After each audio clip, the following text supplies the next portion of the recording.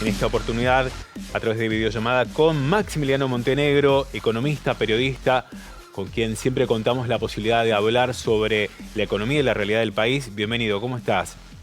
¿Qué tal, Fernando? ¿Cómo estás? Muy bien, bueno, preocupados como toda la República Argentina en torno a los niveles de inflación que no se logran controlar hasta el momento. Sí, son niveles de inflación muy elevados. Por segundo mes consecutivo la inflación en el 7%, julio había sido 7,4%, agosto, el último dato que dio el INDEC, 7%. Y es una dinámica realmente preocupante. Ya con estos números, el propio Ministerio de Economía, que esta semana envió al Congreso el proyecto de presupuesto 2023, ahí tiene que poner las estimaciones económicas de cómo cierra este año, y el Ministerio de Economía ya está poniendo un número de inflación para este año reconocido oficialmente del 94,5%, es decir, casi 95%. Yo creo que ese es el número piso de inflación, puede oscilar entre ese número y el 100%, pero fíjate cómo han cambiado las cosas. En junio, Martín Guzmán, antes de irse, cierra la primera revisión con el FMI y ahí Economía decía que este año la inflación iba a ser del 57%. Esto en junio. Sí. Obviamente en ese momento veíamos los números y decíamos, no, la inflación este año puede estar entre 65 y 70%. ¿Qué ocurrió en el medio? Bueno, Guzmán enfrentó ya en ese mismo momento una corrida al dólar muy fuerte de los bonos en pesos, se quedó a fin de mes sin dólares en las reservas, puso restricciones muy duras para el pago de importaciones, eso aceleró las remarcaciones y bueno, tuvo que llegar a último minuto cerca de la espiralización Sergio Massa porque Silvina Takis no hizo pie y Massa está tratando de recomponer la situación, pero todo el escenario obviamente es muchísimo peor del que había 3 meses atrás o el que tenía el primer ministro de Economía de Alberto Fernández. Yo creo que es un número muy complejo que obviamente le va a meter mucha presión en este último tramo del año al propio gobierno y al propio Massa para mantener el rumbo económico, porque con un 95-100% de inflación este año queda todo atrás de la inflación. Los salarios, las jubilaciones, los planes sociales, y el gobierno no tiene mucho margen para intervenir ahí en la puja distributiva, no tiene margen más allá del bono que ha anunciado para los jubilados que cobran la mínima y hasta 2 jubilaciones mínimas, algún bono adicional que va a dar para planes sociales.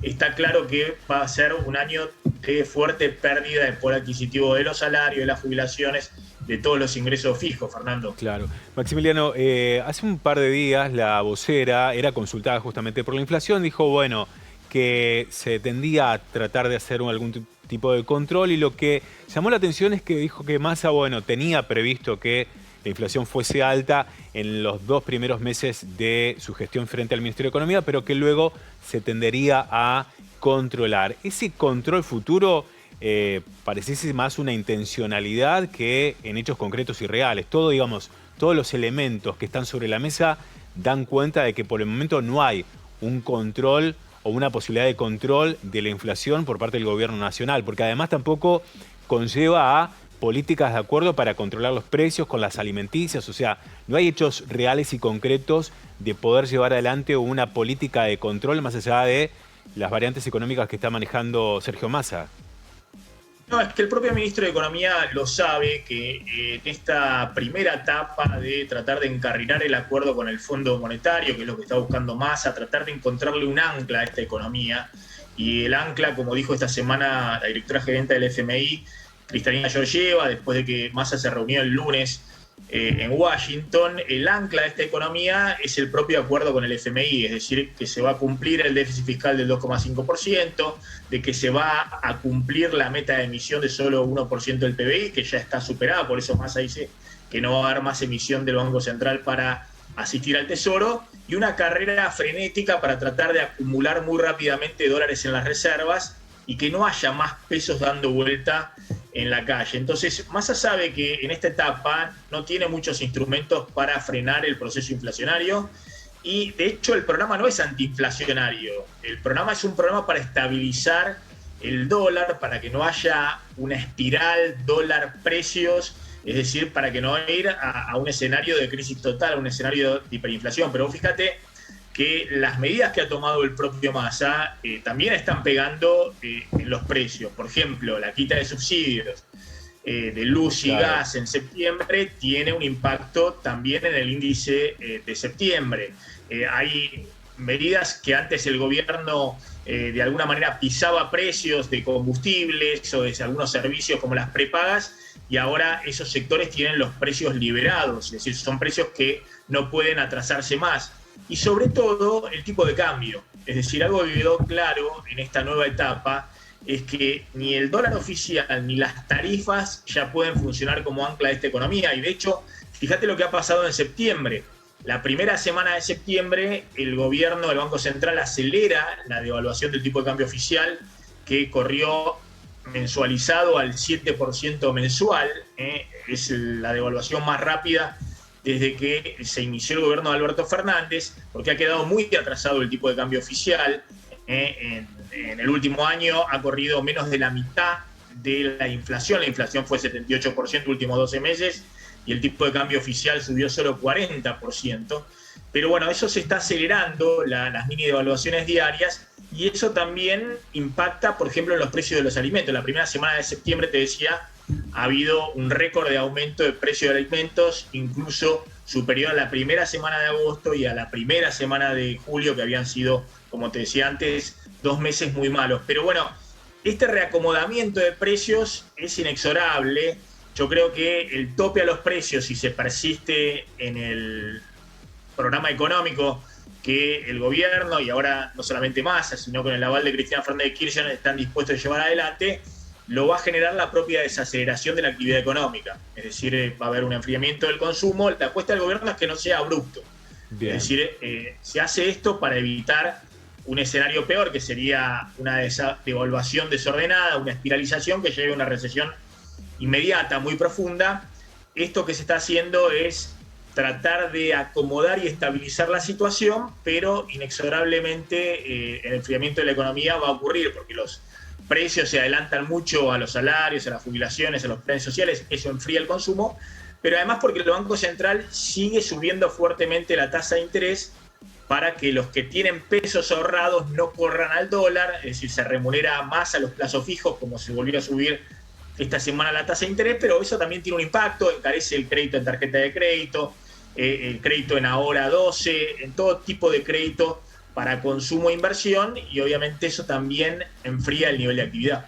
Maximiliano, vuelvo al presupuesto. Vos lo hacías mención sobre los puntos importantes en torno al presupuesto, pero la pregunta es también si contará con los números suficientes para tener presupuesto 2023, algo que no ocurrió durante este año.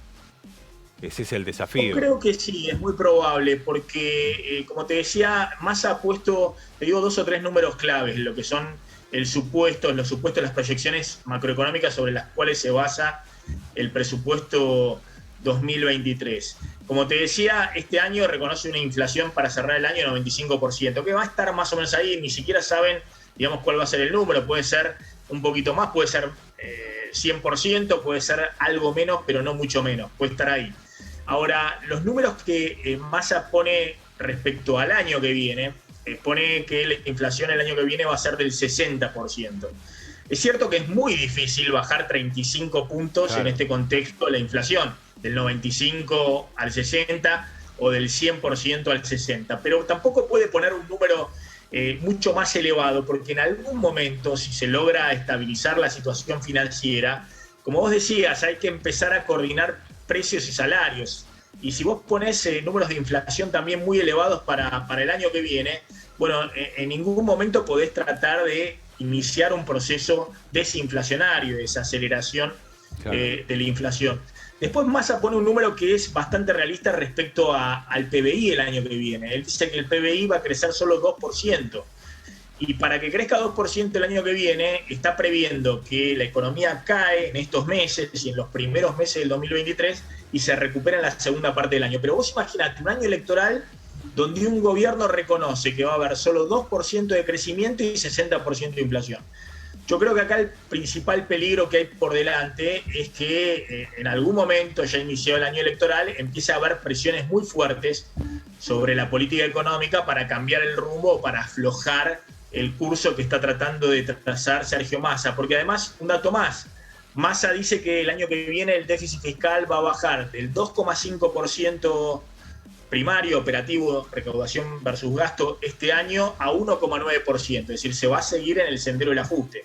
El déficit fiscal este año más bajo que el año anterior y el año próximo más bajo que este todavía, año. Claro. Ahora, en un año electoral, eso significa, por ejemplo, y Massa lo pone en el presupuesto, de que se van a reducir fuertemente subsidios energéticos, es decir, que van a seguir los aumentos de tarifas de luz y gas y también, sobre todo en el área metropolitana, subsidios del transporte, es decir, que va a haber también aumentos como hubo este año de colectivos y trenes en el área metropolitana. Entonces, es un escenario muy complejo desde el punto de vista político para que efectivamente Massa pueda sostener el respaldo político que tiene de la vicepresidenta hasta ahora. Veremos qué ocurre, complejo como siempre, como toda la economía de la República Argentina en estos últimos años. Maximiliano Montenegro, periodista y economista, muchísimas gracias por haber compartido y analizado la realidad de nuestro país. Fernando, gracias. Buen fin de semana para todos. Buen fin de semana.